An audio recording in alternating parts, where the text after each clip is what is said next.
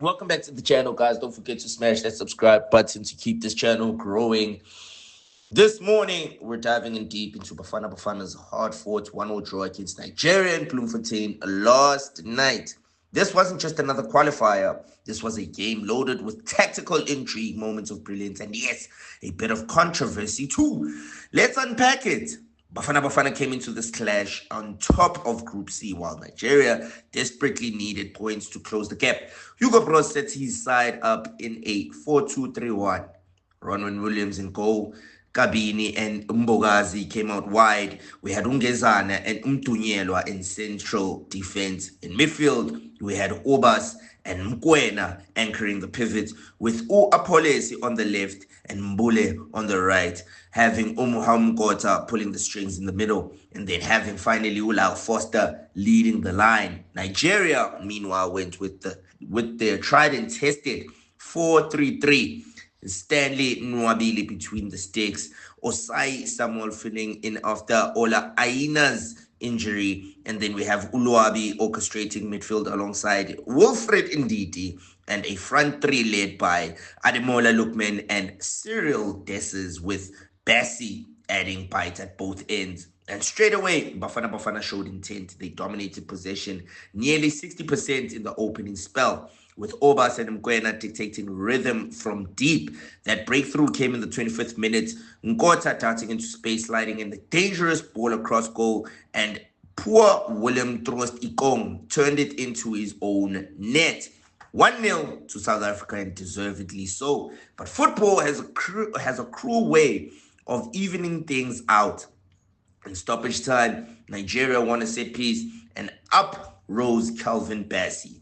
The header crossed the line, but replays show a possible handball in the build-up. With no VAR in play, the equalizer stood. It was a 1-1 at the break, but the controversy still lingered. The second half was cagey. Nigeria pressed higher. Substitute Tolo Orokadare nearly found the net with a header, but Bafana stood strong thanks to disciplined defending from Kabini and some sweeping from Williams. On the other end, Umbogazi almost produced the moment of the night with his long-range strike shaving the crossbar. In the end, both teams pushed, neither broke, and the game finished level. For me, the standout performer was Umhamkota. Everything good ran through him. He had the vision, he had the energy and the composure to unsettle Nigeria's midfield. Bogazi, however, deserves a mention for that near winner, and Ronwen Williams once again showed why he's captain. Organized, vocal, and flappable. But in the end, Umbogazi got the nod as the man of the match. Congratulations to you, sir. So, what does this draw actually mean for South Africa? It's massive. They stay top of Group C on 17 points, while Nigeria lag behind on 11. Qualification for the World Cup is firmly in Bafana's hands, with Zimbabwe and Rwanda left to play. But the bigger picture? Questions around officiating can't be ignored. That Bassi equalizer shouldn't have stood if VAR was in place. In matches of this magnitude, with so much at stake, it feels like the system failed the players. Tactically, Bafana were disciplined and well-drilled, but here's the critique.